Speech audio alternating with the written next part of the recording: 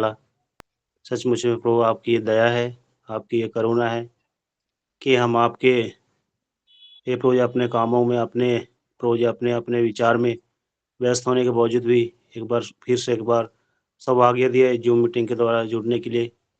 धन्यवाद देता हूँ प्रभु जी। धन्यवाद देते हैं आपके भाई-बहनों के लिए जिन्होंने जुड़ा है और जो जुड़ेंगे प्रभु जी, आप उनके भी जल्दी जुड़ने के लिए आप सहायता मदद करें प्रभु, हम आपसे विनती करता हूँ। ये सेवकाई जो चल रहा है प्रभु जी, हे प्रभु जी किसी मनुष्य के लिए नहीं, किसी संस्था के लिए नहीं, किसी हे प्रभु जी खास लोगों के लिए नहीं, लेकिन आपकी महिमा के लिए है, ताकि हाँ, हे प्रभु जी आपके उस विश्वास में, आपके उस अनुग्रह में तेरी हम भाभी को फोन लगातार कर, मैं बढ़ते मीटिंग हुए में हूँ। जाएँ प्रभु, मैं आपसे विनती करता हूँ। हे प्रभु इस जो मीटिंग को शुरू से लेकर अंतिम तक आप हमारी सहायता कीजिए, आप हमारी अगुवाई करें। हे प्रभु जी, हम आपसे विनती करते हैं प्रभु। हे प्रभु जी, आप ही हर प्रकार की शैतान की देखी-अनदेखी कार्य से बचाइए और हमें आपकी उपस्थिति में हे प्रभु जी ज़ूम के द्वारा हे प्रभु जी हम इकट्ठा हो सके प्रभु मैं आपसे विनती करता हूँ प्रभु जी। हे प्रभु जी आप ही प्रभु जी अपने आत्मा से हर एक को बात करें, अपने आत्मा के द्वारा चलायमान करें। हे प्रभु जी क्योंकि आप आत्मा परमेश्वर हैं, त्रिएक परमेश्वर हैं। हे प्रभु जी पिता परमेश्वर, पुत्र परमेश्वर और पवित्र आत्मा परमेश्वर, आप हमें अगुवाई करें प्रभु ताकि हम आपकी आवाज़ को हम सुन सकें। हे प्रभु जी, जितने जुड़ते हैं, अब हर एक को सहायता मदद करें प्रभु आपसे विनती करता हूँ प्रभु जी। हे प्रभु जी जो बीमार होंगे, अब उनके लिए प्रार्थना है प्रभु जी, आप उनको चंगाई दें, आपसे विनती करते हैं।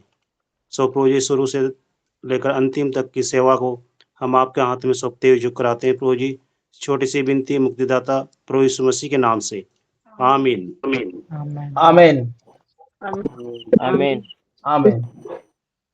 प्रेमी अनुग्रहकारी दयालु ईश्वर, हम धन्यवाद देते हैं इस सुंदर समय के लिए जो आपने हम सबके लिए दिया।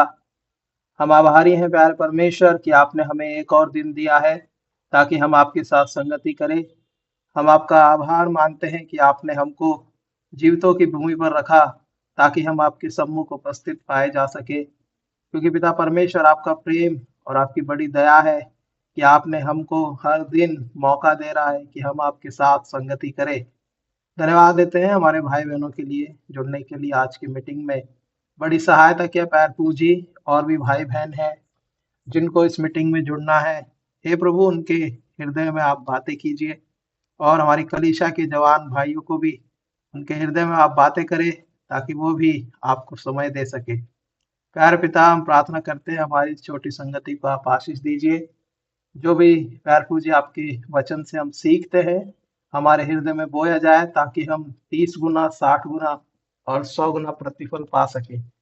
प्यार पिता, हम प्रार्थना करते हैं हमारे बीच में किसी प्रकार का डिस्टरबेंस, कोई रुकावट हमारे बीच में ना हो, किसी प्रकार की समस्या हमारे बीच में ना हो। प्यार प्रभु, हम प्रार्थना करते हैं आपके अनुग्रह और आपकी बलवंत भुजा के हाथों के नीचे हम अपने आप सबको लाते हैं। हर एक जन को पिता परमेश्वर सुनने वाले कान, समझने वाला हृदय दे, आपकी दया चाहते हैं। धन्यवाद देते हैं आगे के समय को आपके दास को भी जो हमारे बीच में आपका वचन लेकर के आएंगे, उनको भी आपके चरणों में रखते हैं। धन्यवाद के साथ ये प्रार्थना हमारे उद्धारकर्ता जीवित परमेश्वर मसीह यीशु के नाम से मांगते हैं। आमीन। आमीन। एक बार फिर सबको जय मसीह। और हम जय जय परमेश्वर का मसीह। धन्यवाद करते हैं कि उसने हमें मौका दिया, और हम प्रभु की महिमा के लिए गीतों को गाएंगे। और जो भाई बहन गीत गाना चाहते हैं वो अपने माइक को ऑन करके गीतों को गा सकते हैं। सॉन्ग नंबर 20 जो भरतना प्रार्थना भवन में जो नया गीत हम लोगों ने सीखा था, वो भजन प्रभु की दया से हम गाते हैं। ये दुख हट जाएगा, ये आंसू मिट जाएगा, जब मेरा यीशु आएगा, वो मुझको ले जाएगा। ये दुख हट जाएगा, ये आंसू मिट जाएगा, जब मेरा यीशु आएगा वो मुझको ले जाएगा, ये दुख हट जाएगा। ये कैसा जीवन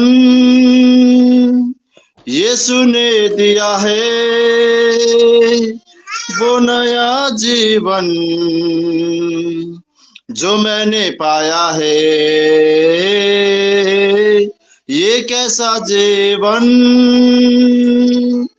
यीशु ने दिया है, वो नया जीवन जो मैंने पाया है। ये दुख हट जाएगा, ये आंसू मिट जाएगा, जब मेरा यीशु आएगा वो मुझको ले जाएगा, ये दुख हट जाएगा। जब तेरे दिल को तू यीशु को देगा, एक नया जीवन वो तुझको देगा। जब तेरे दिल को तू यीशु को देगा, एक नया जीवन वो तुझको देगा, ये दुख हट जाएगा, ये आंसू मिट जाएगा, जब मेरा यीशु आएगा वो मुझको ले जाएगा, ये दुख हट जाएगा।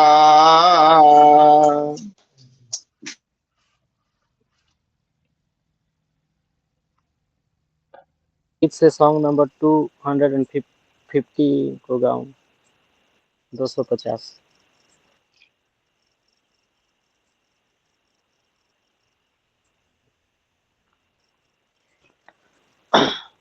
जीवन पथ की ज्योति तू क्रूसधारी यीशु, महामहिमा से तू भरपूर क्रूसधारी यीशु। जीवन पथ की ज्योति तू क्रूसधारी यीशु, महामहिमा से तू भरपूर क्रूसधारी यीशु। तू देहधारी हुआ है, अपना प्रेम दिखाया है। तू देहधारी हुआ है, अपना प्रेम दिखाया है। दीनों को उठाया है क्रूसधारी यीशु, दीनों को उठाया है क्रूसधारी यीशु।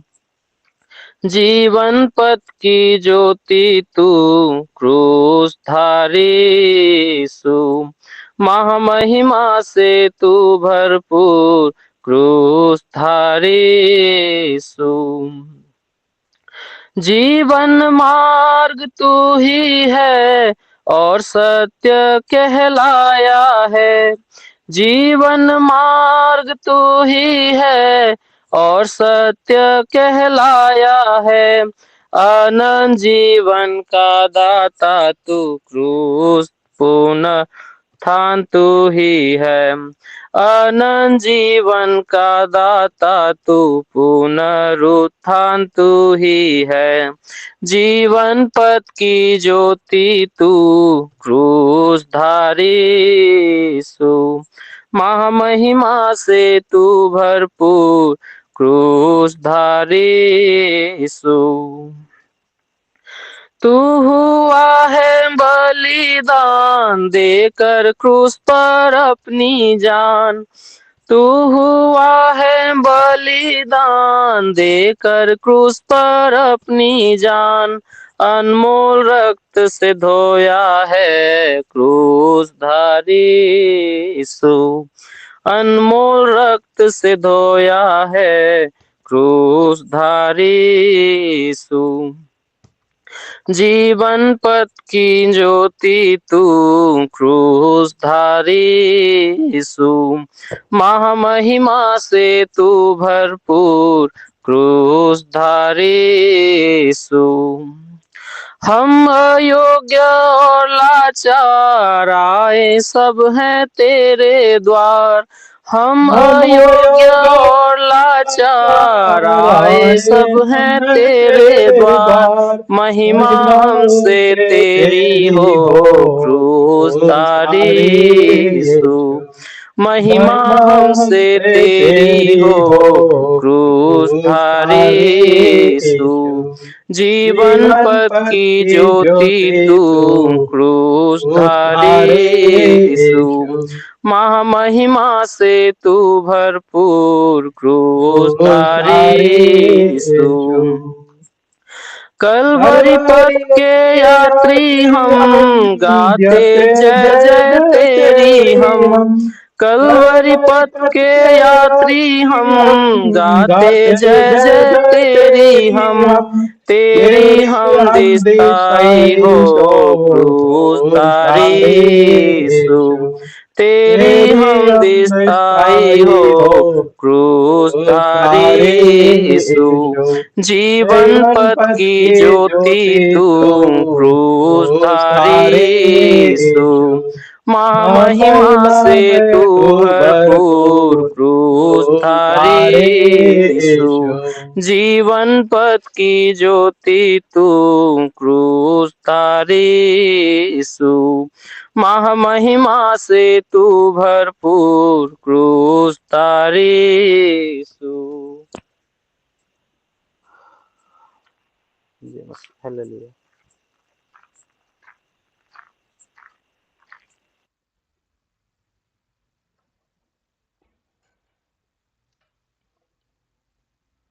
धन्यवाद भाई और बहनों के लिए जिन्होंने प्रभु की महिमा के लिए गीतों को गाया है। और आप सबको प्रभु बड़ी आशीष दे कि प्रभु के लिए हम सब इकट्ठे होकर के उसकी महिमा का कारण ठहर रहे हैं। और हम प्रभु का धन्यवाद देते हैं एक बार फिर कि उसने हमें एक और दिन दिया है ताकि हम उसके वचन को सुने। आज हम परमेश्वर के वचन को सुनने के लिए हमारे बीच में प्रभु के दास भाई दर्शन हमारे बीच में है और वो हमारे लिए प्रभु के संदेश को और उसकी आवाज को हमारे बीच में लेकर के आएंगे। सबको जय मसीह की। जय मसीह ब्रदर। आइए हम जय मसीह जय मसीह जय मसीह की। ब्रदर। वचन ध्यान कर यहोशू का पुस्तक 2 अध्याय। यहोशू 2 अध्याय 1 से लेकर 4 तक हम पढ़ेंगे। यहोशू पुस्तक 2 अध्याय 1 से लेकर 4 तक। किसी भाई ने पढ़ने में सहायता करे। तब नून के पुत्र यहोशू ने 2 भेदियों को सित्तीम से चुपके से भेज दिया और उनसे कहा, जाकर उस देश और यरीहो को देखो। तुरंत वे चल दिए और राहाब नामक किसी वेश्या के घर में जाकर सो गए। तब किसी ने यरीहो के राजा से कहा, आज की रात कई एक इस्राएली हमारे देश का वेद लेने को यहाँ आए हुए हैं। तब यरीहो के राजा ने राहाब के पास यह कहला भेजा, जो पुरुष तेरे यहाँ आए हैं उन्हें बाहर ले आ, क्योंकि वे सारे देश का भेद लेने को आए हैं। उस स्त्री ने दोनों पुरुषों को छिपा रखा और इस प्रकार कहा, मेरे पास कई पुरुष आए तो थे, परंतु मैं नहीं जानती कि वे कहाँ के थे। Thank you brother. हम लोग प्रार्थना करेंगे। प्रभु जी, सुंदर समय के लिए धन्यवाद कर रहे हैं। अभी तक आपने बहुत सहायता किया गीत गाने में। प्रभु जी अभी थोड़ी देर हम वचन ध्यान करने में आप मदद कर दीजिए। जो वचन हम लोगों को चाहिए प्रभु जी, आपका पवित्र आत्मा से हम सब लोगों से बात करिए आपके वचन से। प्रभु जी आपके वचनों पर आपका लाइट दे दीजिए ताकि हम वो वचन को अंडरस्टैंड करने के लिए प्रभु जी हम लोगों को, सब लोगों को, जितने लोग इस ऑनलाइन पर इकट्ठा हुआ प्रभु जी, एक एक भाई बहनों से आप स्पष्ट रूप से बात करिए। जो वचन हमारे आत्मिक जीवन में बढ़ने के लिए, वो वचन, जो वचन चाहिए उसी वचन वचन दे दीजिए प्रभु जी। मैं तो निकम्मी दास हूँ प्रभु जी, मेरे अयोग्यता सब आपको पता है प्रभु जी। मुझे ज़्यादा हिंदी भी नहीं आते प्रभु, आप सहायता करो सब लोगों को अंडरस्टैंड करने का, अंडरस्टैंड करने की लिए आप सहायता कर दीजिए। ये छोटी सी प्रार्थना प्रभु यीशु के नाम से मांगते हैं, आमीन। आमीन। सो यहोशू 2 अध्याय में पहला 4 पद हम पढ़े हैं। दया से क्षमा मांगते हैं, मुझे ज्यादा हिंदी नहीं आता, बीच बीच में थोड़ा ज्यादा तक हिंदी में बोलने के लिए मैं तो कोशिश करते हैं। काइंडली आप ध्यान से सुनिए। इधर 2 अध्याय में अगर हम देखें तो इस्राएली लोग उसकी यात्रा में एक और स्टेप में जाने के लिए, ये तो लास्ट स्टेप है उस उन लोगों में कनान में प्रवेश करने के पहले, ये तो लास्ट स्टेप है। इसलिए यहोशू क्या किया, इधर 2 भाइयों को भेज दिया, चुपके से भेजा, क्योंकि उधर का देश में लोग कैसे हैं और कैसे ये इस्राएली लोग उसमें घुसना और कैसे वो पूरा स्वाधीन करना, ये सब देखने के लिए एक मैप बनाने के लिए पहला यहोशू ने क्या किया कि 2 व्यक्ति को भेज दिया। तो 2 व्यक्ति कहाँ गया सीधा इफ अगर हम देखें तो पहला पद में वो लोग जाकर उस देश और यरीहो को देखो तुरंत वे चल दिए और राहब नामक किसी वेश्या के घर में जाकर सो गए। ये लोग कहाँ गए कि एक स्त्री के घर में गए। वो कौन है? उसका नाम है कि राहब, और वो स्त्री का वृत्ति क्या है कि एक वेश्या के घर में गए। अगर हम देखें तो वो स्त्री के कारण वो पूरा जो यरीहो प्रांत में ज्यादा लोगों ने इसके वजह से बहुत उसको लाइफ बर्बाद किया, ठीक है। और उसकी लाइफ से किसी और को कुछ फायदा नहीं है, सब लोगों को उसको पाप करने के लिए ये स्त्री बहुत सहायता किया।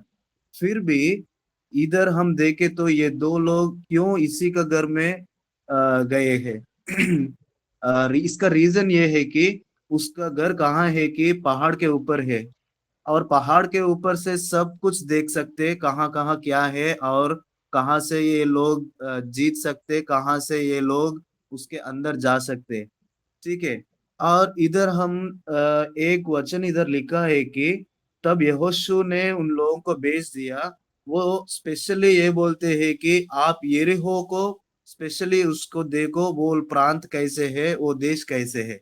देखो एक वचन में लिखा है जाकर उस देश और यरीहो को देखो। ये पूरा देश को देखो पहले, इससे ज्यादा यरीहो को देखो, क्योंकि यरीहो में जो ये यरीहो जो है वो बहुत लाइक वेल नोन सिटी है। पहला उसको जीत सकते तो इसके बाहर कुछ भी जीत सकते हैं। सो मैं ये कहना चाहता हूँ कि 4 पद में इधर लिखा है, 4 पद 2 अध्याय का 4 वचन में, उसी स्त्री ने दोनों पुरुषों को छिपा रखा और इस प्रकार कहा, मेरे पास कई पुरुष आए तो थे, परंतु मैं नहीं जानती कि वे कहाँ के थे। सो मैं क्या कहना चाहता हूँ कि इसी स्त्री ने ये 2 भाइयों को, जो जो भाइयों उस यरीहो में आया, वो दोनों को छिपा के रखा। कहाँ छिपा के रखा? उसके घर में। तो ये आत्मिक जीवन में हम भी सोचना है कि हमारा मन में, हमारा हृदय में हम क्या छिपा के रखा, हमारे अच्छाई के लिए, हमारी अच्छा के लिए और हमारे बुरा के लिए क्या हम छिपा रखा, और उससे हम कुछ क्या कि कुछ फायदा है हमारा आत्मिक जीवन में बढ़ने के लिए, और हमारे आत्मिक जीवन को जो नाश कर रहे, जो हमारे मन में है, ये हम लोग जांचना है। देखो, ये स्त्री ने प्रभु के दास को छुपाया। जो कुछ अपने दिल में छुपाने है, वही हमें चलेगा। Whatever we hide in our heart, जो कुछ हम अपने दिल में छिपाते, वही से हम चलते हैं। तो हम लोग का जीवन ऐसे रहते हैं कि सब लोगों के बाहर एक तरीका जीवन हम जीते, और प्राइवेट लाइफ में दूसरा तरीका जीवन हम जीत सकते। ये प्रभु सब कुछ देखने वाला है, और ऐसा जीवन प्रभु को बिल्कुल पसंद नहीं है।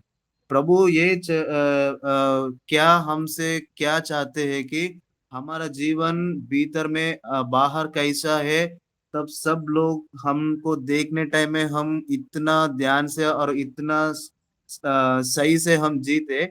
सेम इसी ऐसे ही हम भी हमारा प्राइवेट लाइफ में जो कोई हमको नहीं देखते, सेम वैसे ही हम लोगों को जीना बहुत जरूरी है। इसलिए सबसे इम्पोर्टेंट ये है कि हम अपने हृदय में क्या छिपा रखा। प्रभु का वचन, अगर हम हमारे अंदर में प्रभु का वचन छिपा रखा है, तो वो प्रभु का वचन हमको गाइड करेगा हम लोग कैसे जीना इस संसार में। ये अभी जो ये वर्ल्ड में हम है, ज्यादा लोग सोचते नहीं कि प्रभु का इच्छा क्या है हमारे जीवन में। वो हम सब ज्यादा तक सोचते हैं कि मैं कैसे जीना, और मुझे क्या अच्छा है, और मुझे क्या पसंद है, और मेरे आनंद के लिए क्या करना है। ज्यादा तक ऐसे ही सोचते हैं, और बहुत कम सोचते हैं कि प्रभु को मैं कैसे खुश करना। देखो, ये जो स्त्री है, उसके पास कोई नहीं आया और प्रभु का वचन कोई नहीं दिया, फिर भी ये दो सेवक लोग को उसने छुपा कर रखा। इसका प्रतिफल उसको, वो स्त्री को क्या मिला? पूरे जिंदगी बर्बाद किया, पूरा जीवन में पाप किया, फिर भी सही टाइम में प्रभु को वो स्त्री ने पकड़ा। देखो, इसी 2 अध्याय में 8 वचन, इसी यहोशू 2 अध्याय 8 वचन। ये ले न पाए थे कि वह स्त्री छत पर इनके पास जाकर, हाँ, 9 वचन भी, इन इन पुरुषों से पुरुषों से कहने लगी, हाँ, मुझे तो निश्चय है कि यहोवा ने तुमको ये दे है, और तुम्हारा भय हम लोगों के मन में समाया है, और इस देश के सब निवासी तुम्हारे कारण घबरा रहे हैं। ओके। 9 वचन में ये स्त्री ने जाकर ये 2 पुरुषों से कहते हैं कि मुझे तो निश्चय है कि यहोवा ने तुम लोगों को यह देश दिया है। कोई भी वो स्त्री के पास जाकर कोई भी नहीं पता कि ये देश प्रभु ने आप लोगों को देते हैं। वो खुद सुना और उसके ऊपर विश्वास किया। देखो, सब लोगों को पता है कि आने वाले दिनों में ये इस्राएली लोग आके ये यरीहो लोग को, सब लोगों को मार डालते हैं। फिर भी सब लोग क्या किया कि उस लोगों पर कैसे हम विजय पाना, और कैसे उन लोगों के ऊपर हम जीतना, और कैसे उन लोगों को मार डालना, ऐसे सोचते। पर ये स्त्री अकेला ने क्या किया कि 9th वर्ष में ये स्त्री कहते हैं कि मुझे तो निश्चय है कि यहोवा ने तुम लोगों को यह देश दिया है, और तुम्हारा भाई हम लोगों के मन में समाया है, और इस देश के सब निवासी तुम्हारे कारण क्या हुआ? घबरा रहे हैं। और 10 वचन में बोलते हैं, क्योंकि हमने सुना कि यहोवा ने तुम्हारे मिस्र से निकलने के समय तुम्हारे सामने लाल समुद्र का जल सुखा दिया, और तुम लोगों ने सीहोन और ओग नामक यरदान पार रहने वाला एमोरियों के दोनों राजाओं का सत्यानाश कर डाला है। देखो, ये सब बोलने लगे कि आपकी पुराना जीवन में इसी से पहले आपका परमेश्वर कितना महान है, मैं तो सब कुछ सुना है। इसलिए बहुत डर लगा वो राहाब स्त्री को। और इसकी वजह से वो क्या किया कि प्रभु का दास को आपके घर में, अपने घर में छुपा के रखा। इसका आत्मीय अर्थ है कि हम भी प्रभु के पास आने के बाद हमारा जीवन सबको प्रभु, हमारा जीवन को प्रभु के हाथ में सौंप देना, और हमारे अंदर क्या रहना कि प्रभु का वचन से हमारा हृदय को भरना है। क्योंकि देखो, उद्धार पाने के बाद भी हम कई बार पाप में गिरते रहते थे। इसका रीजन क्या है? क्यों प्रभु ने हमको उद्धार दे दिया, प्रभु ने हमारे सब पापों को क्षमा कर दिया, फिर भी हम अ, वी कैन नॉट, क्या बोलते हैं कि हम आत्मीय जीवन में बार बार गिरते रहते हैं। इसका अर्थ क्या, इसका रीजन क्या है? क्यों हम बार बार पाप में गिरते रहते हैं? क्योंकि हमारा आत्मिक जीवन में, हमारा व्यक्तिगत जीवन में, हमारे अंदर में प्रभु का वचन को स्थान हम नहीं दिया। देखो, प्रभु का वचन में ऐसा लिखा है, भजन संहिता 119,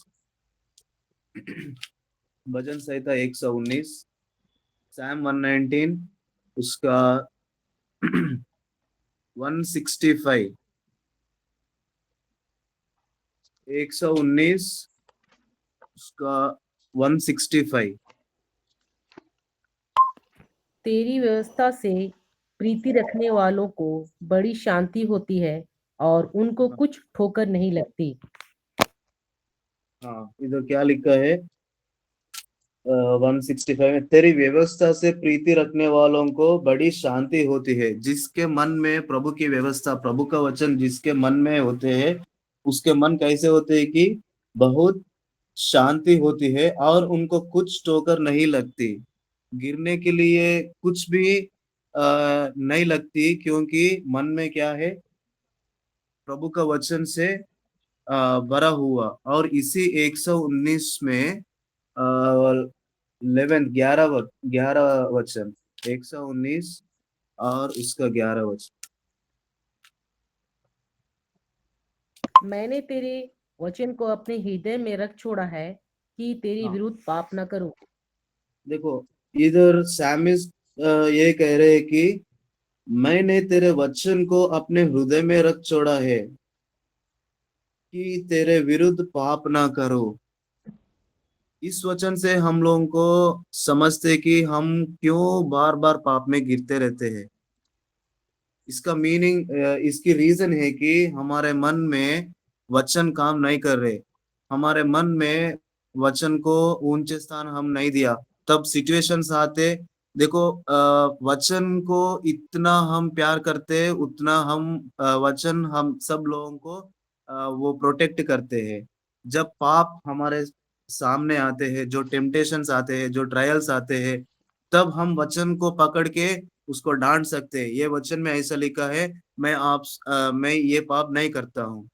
देखो, प्रभु का वचन में कई लोग क्या किया कि बुरे चीजों को हृदय में रखा, इसलिए पाप में गिरा हुआ। अगर हम देखें तो तीन या दो या तीन एग्जाम्पल्स मैंने देखे, मैं एंड करता हूँ। पहला एग्जाम्पल है कि यही यहोशू की पुस्तक, उसका 6 अध्याय, यहोशू की पुस्तक 6 अध्याय, उसका 17 पद। और नगर और जो कुछ उसमें है यहोवा के लिए अर्पण की वस्तु ठहरेगी। केवल राहाब वेश्या और जितने उसके घर में हो हो वे जीवित छोड़े जाएंगे, क्योंकि उसने हमारे भेजे हुए दूतों को छिपा रखा था। हाँ, 17 पद में परमेश्वर ये कहते हैं कि और नगर में जो कुछ उसमें है यहोवा के लिए अर्पण की वस्तु ठहरेगी। केवल राहाब वेश्या और जितने उसके घर में हो वे जीवित छोड़े जाएंगे, क्योंकि उसने हमारे भेजे हुए दूतों को छिपा रखा था। खाली एक अच्छे चीज किया, सारे जिंदगी पर, सारे उसकी लाइफ पर कभी एक अच्छा काम भी नहीं किया, बट केवल एक काम अच्छा किया जिससे उनको लाइफ और उनके सब घरों का लाइफ उन्होंने बचा दिया। केवल प्रभु का सेवक को उन्होंने छुपा के रखा, और जो वचन उन्होंने सुना उन पर विश्वास किया। देखो कितना प्रभु उनको प्यार किया कि उसका पुराना जीवन को सब प्रभु ने क्षमा कर दिया। और इसी 6 अध्याय का 25 वर्ष में लिखा है, और यहोशू ने राहाब वेश्या और उसके पिता के घराने को वरन उसके सब लोगों को जीवित छोड़ दिया, और आज तक उसका वंश इसराइलियों के बीच में रहता है, क्योंकि जो दूत यहोशू ने यरीहो का भेद लेने को भेजते थे उनको उसने छुपा रखा है था। इसका क्यों क्या रीजन है? वो राहब और उसके घर वालों सब कुछ क्यों छोड़ दिया? कि केवल एक रीजन है कि वो दास प्रभु के दासों को और वो वचनों पर विश्वास रखा। केवल एक ही रीजन है। तब प्रभु के लोगों ने आपके घर के अंदर उन्होंने स्वीकार किया और उनको छुपा के रखा। तब सब लोगों ने मार डाला, और सब लोगों ने वो यरीहो में सब लोगों ने मर गए, और केवल ये राहब और उसकी घर वालों सब लोगों ने, प्रभु ने उन सब लोगों को छोड़ दिया। इसका रीजन खाली एक है, जो वचन राहब ने सुना उस पर उसने विश्वास किया। हम भी कई बार प्रभु का वचन सुनते हैं बट ज्यादा तक विश्वास नहीं करते हैं, इसलिए आत्मिक जीवन में हम बहुत पीछे पड़ रहे हैं। देखो प्रभु का इच्छा क्या है कि हमारे अंदर में जितना हम वचन से भरते हैं उतना हम पाप से दूर रहते हैं। ये हमेशा हम ध्यान रखना कि जब पाप हमारे आपके पास और मेरा पास आया, तब हमारे मन में हमारे हृदय में वचन है, तब कंपलसरी हम वो पाप से हम जीत सकते हैं। इसलिए एक और व्यक्ति है इसी अध्याय में, उसका नाम है कि आकान। वो तो प्रभु के लोग है। 7 अध्याय का पहला पद में लिखा है वो यहूदी का गोत्र से आया, और पहला से प्रभु को महान कार्य को देखा, सबको देखा, और अंत में उन लोगों के उनके मन में आया कि मैं कुछ इससे मैं छुपा के रखता हूँ। आकान ने क्या सोचा कि प्रभु ने पहले बोल दिया 6 अध्याय का 17 पद में, इस यरीहो में जो सोना चांदी जो भी है उसको किसी भी नहीं लेना, क्योंकि ये बहुत शपित हुए वस्तु है। फिर भी आकान ने क्या किया? 7 अध्याय का पहला पद में अर्थात यहूदा गोत्र का आकान, जो जराहुवंशी जब्दी का पोता और कर्मी का पुत्र था, अपन की वस्तुओं में से कुछ ले ली। इस कारण यहोवा का कोप इस्राएलियों पर भड़क उठा। कब प्रभु को क्रोध आते और कब प्रभु को पिट्टी होते? पिट्टी का मतलब क्या है? लाइक डैनियल भाई, पिट्टी का क्या बोलते हैं हिंदी में? तब प्रभु को क्रोध आते और प्रभु हमारे विषय में like pity, feeling so sad.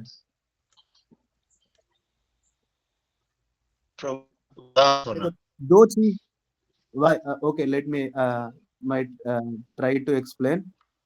जो अनपढ़ लोग हैं, जो कि 2 बच्चे हैं, एक तो जाते एक तो स्कूल नहीं जाते, तो जो लोग स्कूल को जाते आप उस पूछा कि अरे 2 into 2 कितना है, समझो वो सॉरी अनपढ़, उससे आप अरे 2 into 2 कितना है, तो उसने कहा कि 2 into 2 अफसोस। हाँ ओके। अब तो कि वो जो अनपढ़ बच्चे हैं उन्होंने कहा कि अरे 2 into 2 कितना, बोले तो वो समझो कि उन्होंने बोला 6। तो हम लोगों को क्या लगता है कि अरे पाप वो स्कूल नहीं गए इसलिए गलत आंसर दे दिया, ऐसे हम सोचते हैं कि बहुत दुखी लगते हैं। ठीक है, जिसने अनपढ़ है तब उन्होंने गलती की है तो हमको क्या होता है कि बहुत दुखी लगते हैं, अरे जो इससे अनपढ़ है।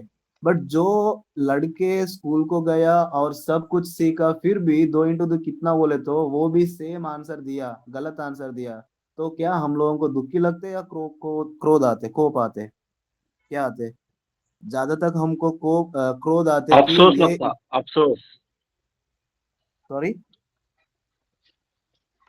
अफसोस।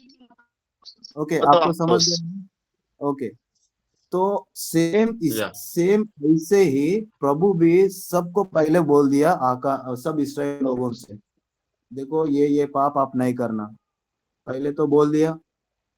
फिर भी वो आकर ने क्या किया कि जो प्रभु स्थापित किया उन्होंने उसमें से कुछ ना कुछ लेकर क्या किया, उसके घर में छुपा। हमारे मन में, हमारा हृदय में जो चीज प्रभु ने बोला कि ये आपके जीवन में नहीं रहना चाहिए, इसको आप आपके मन से दूर निकाल दो, फिर भी ये हम आपके मन में ऐसे ही रखे तो प्रभु कभी हमारा प्रार्थना नहीं सुनेगा। इसी अध्याय में ऐसे हुआ कि तब आकान में कुछ न कुछ उसमें क्या किया, उसने अर्पण की वस्तुओं से कुछ ले लिया, इस कारण यहोवा का कोप इसराइलियों पर भड़क उठा। तो क्या हुआ, इसके बाद भी एक और युद्ध में गया आई के पास, फिर बहुत उसमें हार गया। तब यहोशू जाके प्रार्थना करते हैं, प्रभु ऐसा क्या, क्यों ऐसा हुआ? तो परमेश्वर ने कहते हैं 12th वर्ष में, सॉरी 11 पद में, 7 का 11। इसराइलियों ने पाप किया है और हाँ जो वाचा मैंने उनसे अपने साथ बंधाई थी उसको हाँ उन्होंने तोड़ दिया है।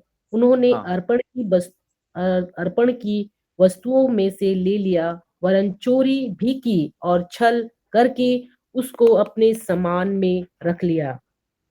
हाँ, देखो परमेश्वर स्पष्ट रूप से बताया कि हमारे आपके मन में बहुत पाप है, बहुत गंदी चीज है, फिर आप क्यों प्रार्थना कर रहे हैं मुझसे?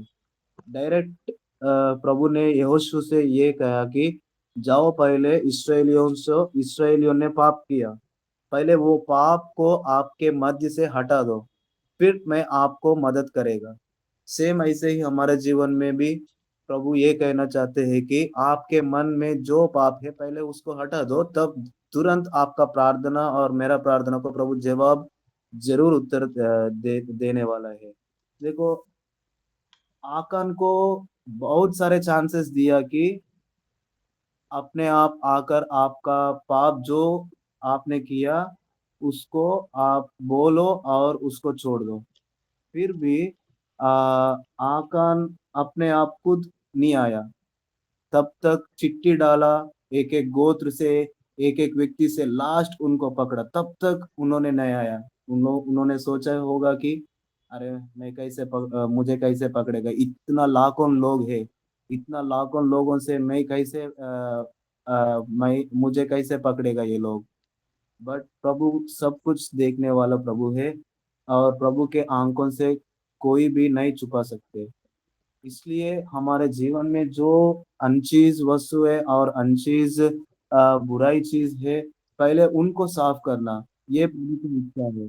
इसलिए अगर हम देखें तो पहला ये तो प्रभु के लोग हैं और सारे भलाई कामों को देखा, फिर भी उसके मन में ऐसा गंदी ऐसा बुराई विचार आया कि मैं इससे थोड़ा सोना निकाल के रखता हूँ, थोड़ा सा पैसा निकाल के रखता हूँ, ऐसा सोच के उन्होंने जीवन को बहुत बर्बाद कर दिया। और दूसरा व्यक्ति है कि दूसरा राजाओं 5 अध्याय, दूसरा राजाओं 5 अध्याय और उसका 20 पद।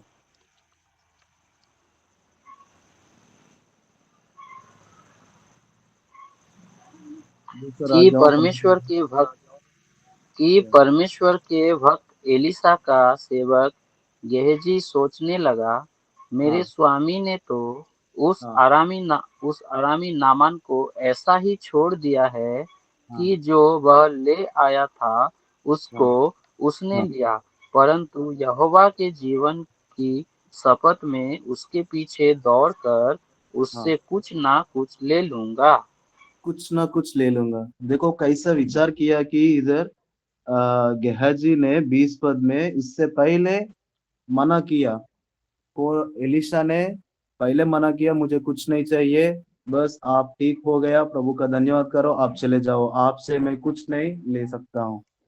फिर इसका सेवक के नीचे दो जो ये चला है, उसके मन में ऐसा विचार आया कि अरे इतना बहुत अच्छे अच्छे वस्तुओं ले आया, ये थोड़ा सा ले लिए तो क्या गलती है इससे।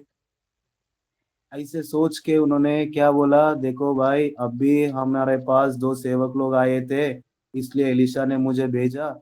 आपके पास जो सोना जो चांदी और जो कपड़े हैं उसमें से 2 पेर कपड़े दे दो और 200 वो चांदी दे दो, ऐसा उसने कहा। और छुपा के रखा घर में, और ले आया उसके घर में सब छुपा के रखा, और एलिशा के पास आकर उन्हें खड़ा हुआ ऐसा। उन्होंने सोचा कि कुछ नहीं हो, कुछ नहीं किया। देखो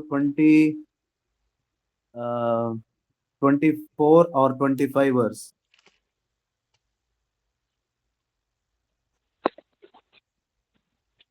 जब के पास पहुंचा, उसने वस्तुओं को उनसे लेकर घर में रख दिया और उन मनुष्य को वध दिया, अच्छा सॉरी विदा दिया और चले गए। तब जाकर अपने के स्वामी के सामने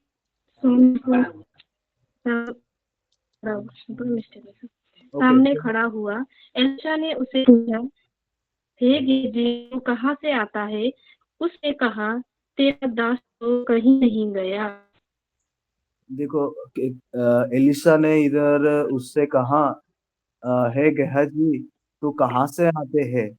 उसने कहा तेरा दास तो कहीं नहीं गया। तो कितना अम, कुछ भी उसके मन में कुछ भी गड़बड़ नहीं है। तब हम गलती पहले बार बोलने तो हमारे फेस में वो पता लगता है कि हम सही बोल रहे हैं या झूठ बोल रहे हैं। बट उसमें वो गेहजी ने ऐसा जवाब दिया कि बहुत परफेक्ट, बहुत कॉन्फिडेंट से जवाब दिया, मैं कहाँ नहीं गया, मैं इधर ही रहा। बट प्रभु को सब जानते हैं। फिर अगर हम उसी का जीवन में अगर देखें तो उसके जीवन में उस गेहजी कैसे बर्बाद किया, उसके नीचे वचनों में हम देखें वही क्या है वो कोड़ी उसके वंश वंश से और उसकी पीढ़ी पीढ़ी को वो उन्होंने ले लिया। तो ये दोनों चीजों में अगर हमने देखे तो आकान में अपने घर में आपके घर में जो अनचीज वस्तुओं के छुपा के रखा, और गेहजी भी ऐसे कर दिया। देखो एक एक व्यक्ति को एक एक निर्बलता होते हैं। एक व्यक्ति को पैसे के ऊपर हो सकते हैं और एक व्यक्ति को कई चीजों में। आपने आपको अंतरात्मा ने बोलते हैं कि हम कहाँ फंस गया और कहाँ हम गिर गया। प्रभु से हम पूछ ले, अगर हम प्रभु से कहे तो प्रभु मैं कहाँ, मेरा जीवन क्यों इतना पीछे लग गया, मैं आत्मिक जीवन में क्यों मैं बढ़ नहीं रहे हैं। अगर प्रभु से ये क्वेश्चन हम पूछे तो प्रभु स्पष्ट रूप से हमको बता देगा कि हम कहाँ फंस गया और कहाँ प्रभु को छोड़ के इस संसार में चल जा रहे। तो यही वचन हमको ध्यान कर याद दिलाते हैं कि कैसे हम प्रभु का वचन को मन में अंदर में रखना। एक अच्छा चीज उन्होंने किया राहाब ने, फिर उसका नाम कहाँ आया कि प्रभु यीशु मसीह का वंशावली में ले आया। अगर हम मत्ती 1 अध्याय 5 वचन में देखें तो उधर भी राहाब का नाम लिखा हुआ। 1 अध्याय मत्ती सुसमाचार 1 का 5 में वो सब वंशावली में इस स्त्री का नाम भी लिखा है। देखो एक अच्छा चीज ने किया, प्रभु किसके ऊपर भी पक्षपाती नहीं होता। अगर अगर हम सच्चाई मन से प्रभु के पास आकर प्रभु मैं तो इधर मैं गिर गया, मैं तो पाप किया। पूरा मन से आप प्रभु के पास आकर हमारे जीवन प्रभु के सामने रखे तो प्रभु बोलते हैं कि ठीक है, मैं अभी ठीक करने वाला हूँ। बट हमारे जो पाप हमने किया सारे पूरे मन से हम प्रभु को पूछ लेना और उससे क्षमा मांगना। देखो इसका इसके ऊपर अगर हम देखें तो प्रभु ने हमको उद्धार दिया और उद्धार पाने के बाद भी हम लोग बहुत हल्का लेते हमारा आत्मिक जीवन को। इसलिए पौलुस भी फिलिप्पुस का पत्री 2 अध्याय में कहते हैं, फिलिप्पुस का पत्री 2 अध्याय 2 का 12 पद, फिलिप्पुस 2 अध्याय उसका 12 पद। इसीलिए हे मेरे प्रियो, जिस प्रकार तुम सदा से आज्ञा मानते आए हो, वैसे ही अब भी ना केवल मेरे साथ रहते हुए पर विशेष करके अब मेरे दूर रहने पर भी डरते और कांपते हुए अपने अपने उद्धार का कार्य पूरा करते जाओ।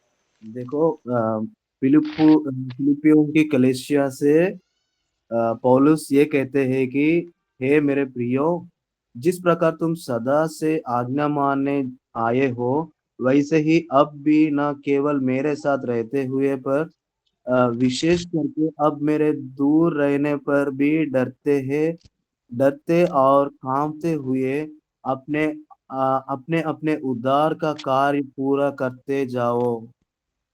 प्रभु पौलुस इधर एक चेतावनी के जैसे दे रहे कि आप सब लोगों ने जब मैं आपके मध्य में सेवा किया, वचन दिया और सुसमाचार दिया, अब सब लोग प्रभु में आया, बट अभी मैं आपके पास नहीं है, आपको मैं नहीं देखते अभी, बट प्रभु सब देखने वाले हैं। इसलिए आपका उद्धार को क्या करना, अपने अपने उद्धार का कार्य पूरा करते जाओ अंत तक। ऐसे जो उद्धार प्रभु ने हमको दिया, इस उद्धार को हम लास्ट तक ले जाना, क्योंकि तब हम प्रभु में आया, शैतान भी अपना काम शुरू करते, हम प्रभु से कैसा दूर ले आना हमको।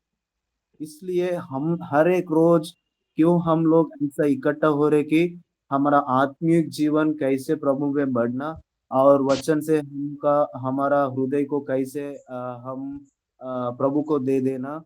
ये सब मेडिटेट करने के बाद क्या होता कि हमारा आत्मिक जीवन बढ़ते जाते हैं।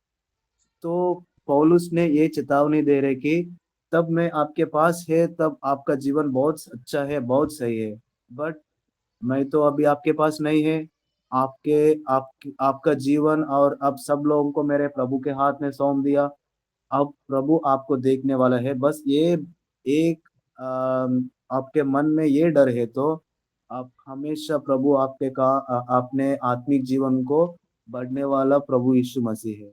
इसलिए हम भी हर एक दिन जब प्रभु के वचन पढ़ते हो, उसमें से प्रभु से मांगना कि प्रभु इस वचन से मुझे क्या आप बात करना चाहते हो, आपका वचन क्या है, मैं क्या वचन पकड़ के इसी रोज को मैं कैसे जीना और कैसे चलना और कैसे टहलना, प्रभु से हम बात करना पूछना है। देखो विदाउट पाप क्षमा, बिना पाप क्षमा प्रभु हमारा प्रार्थना कभी नहीं सुनते। इसलिए भजन संहिता 32 अध्याय, भजन संहिता उसका 32 और पहला पद। क्या ही धन्य है क्या वो ही धन्य है वो क्षमा किया जिसका गया। अपराध क्षमा किया गया हाँ, क्या ही धन्य है और वो जिसका पाप ढांपा गया हो। ओके ओके, क्या ही धन्य है वो जिसका अपराध क्षमा किया गया और जिसका पाप ढांपा गया हो।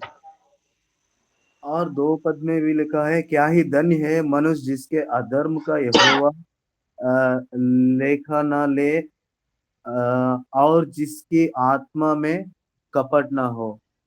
अगर वचन में हम पढ़े तो प्रभु ने बोल रहे कि धन्य है जिसका अपराध क्षमा किया है। और प्रभु भी ये भी कहते हैं कि 2 वचन में, धन्य है मनुष्य जिसके अधर्म का यहोवा लेखा ना ले और जिसकी आत्मा में कपट ना हो। कैसे आते ये धन्य का जीवन? तब पूरे मन से प्रभु के पास आकर, प्रभु मैं तो पाप किया, कहाँ गिर गए हैं, अपने आप को जांचे तो प्रभु सब बता देगा। हमारे पर्सनल लाइफ में जो कोई हमको नहीं देखते, तब हमारा जीवन कैसे है। तब सब लोग देखते हैं तो हम लोग बहुत ध्यान से चलते हैं, अरे सब लोग मुझे देख रहे, तो मैं अभी बहुत ध्यान से टहलना और बहुत सही से हमने जीना। बट प्राइवेट लाइफ सब लोगों को बाहर ही देखते, बट केवल प्रभु यीशु मसीह ने हमारा भीतर को देखते। इसलिए प्रभु यीशु मसीह कभी भी बाहर लाइफ को उन्होंने नहीं देखते का मतलब बहुत केयर नहीं करते। क्योंकि परमेश्वर क्या देखते हैं कि हमारा भीतर लाइफ कैसे है, हमारे सोच कैसे है, हमारा विचार कैसे है, हम क्या क्या सोच रहे हैं, किस चीजों पर हम सोच रहे हैं, ये सब कुछ प्रभु को पता लगता है। तो ये छोटे से शब्दों से प्रभु कहना चाहते हैं कि हमारे अंदर का जीवन कैसे है। हमारे अंदर में वचन है, प्रभु का वचन है, तो प्रभु के वचनों के अनुसार हम चलेगा। और पाप है तो वही पाप हमको क्या करते हैं कि हम लोगों को नाश नाश में और नरक में ले जाएगा। तो इसी छोटी सी शब्दों से अपने आप को जांच के प्रभु से क्षमा मांग के हम फिर प्रभु से हमारा रिश्ता सही करे, तो प्रभु हमेशा हमको सही रीति से उस हमको गाइड करेगा। ये छोटी सी मेडिटेशन प्रभु हमारे ब्लेस करे। धन्यवाद भाई दर्शन, आपने हमारे बीच में आके परमेश्वर के वचन को दिया। और हम धन्यवादी हैं कि हमें एक बात सीखने को मिली कि हमने अपने हृदय में क्या छुपा के रखा है। यही चीज प्रभु आपसे और हमसे पूछता है कि आपने और मैंने अपने हृदय में क्या छुपाया है। इसलिए हमें बड़ी सावधानी के साथ परमेश्वर के साथ चलने की जरूरत है। और परमेश्वर जिस यात्रा में और जिस कनान देश की यात्रा में हमें लेके जा रहा है, उसमें हम कोई भी चीज उससे छुपा के नहीं रख सकते। जैसे आकान ने सोचा कि भैया मैं छुपा के रख लूंगा, मुझे कौन पहचानेगा इतने लाखों लोगों की भीड़ में। तो सियोन की किताब में एक गीत है, उसमें लिखा है, उस गीत की लाइन इस प्रकार है कि अनगिनत लोगों के बीच में से भी प्रभु हमको क्या कर लेता है, पहचान लेता है। वो अपने प्रिय लोगों को भी पहचान लेता है, और जो हृदय में छुपा करके बैठा है उसको भी वो पहचान लेगा। तो इसलिए हम प्रभु के सामने कैसे चल रहे हैं, इस बात को हमें जांचने की अपने जीवन में जरूरत है। धन्यवाद भाई, आपको प्रभु आशीष दे।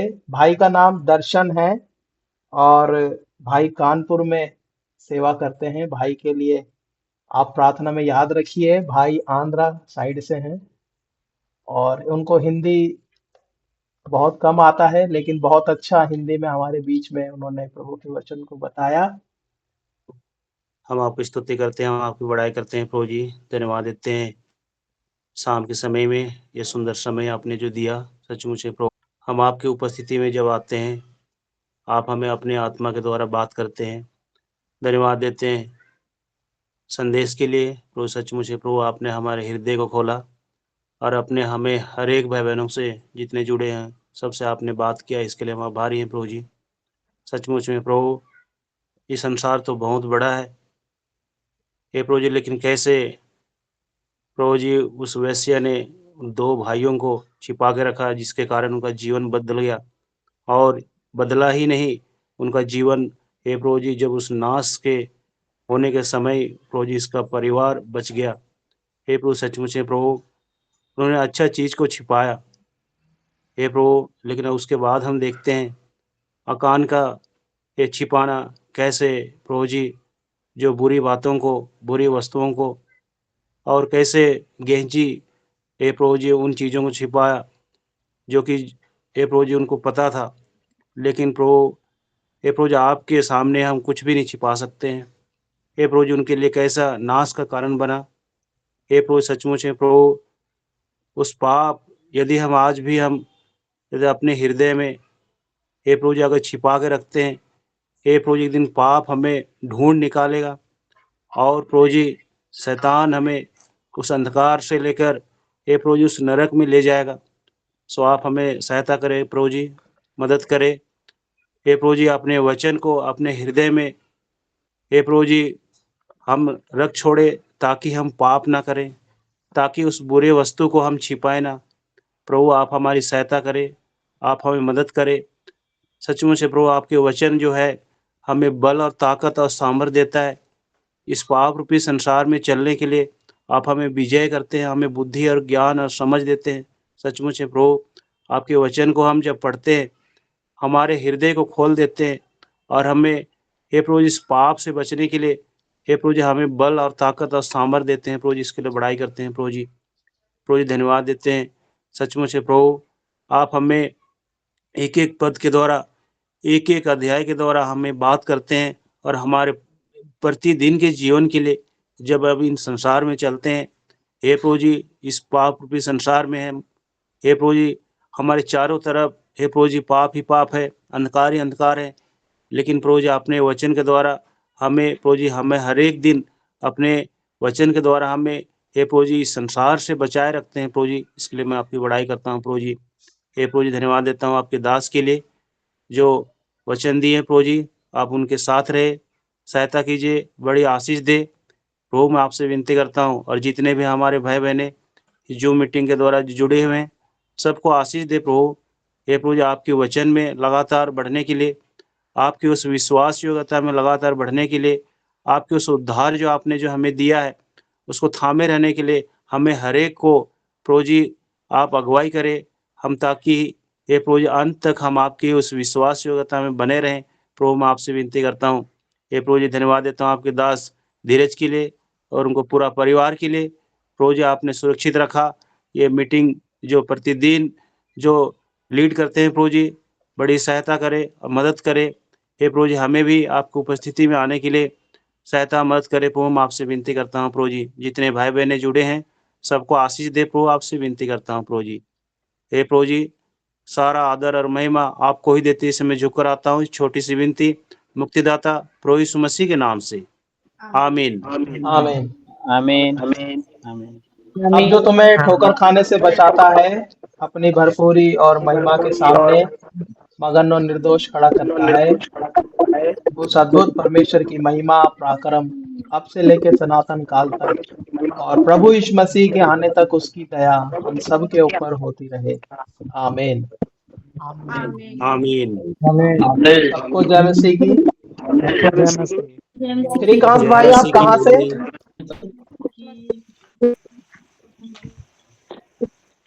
श्रीकांत ब्रदर जय मसीह भैया, जय मसीह। कहाँ से आप? बक्सर से। ओके ठीक है। जय मसीह भैया। सबको जय मसीह की। जय मसीह की। एसफल भाई, अभिषेक भाई, आदित्य सिस्टर, काली बहन, श्रीकांत भाई, डैनियल भाई, श्याम भाई, जय खन्ना भाई, दर्शन भाई, जय मसीह की। धन्यवाद।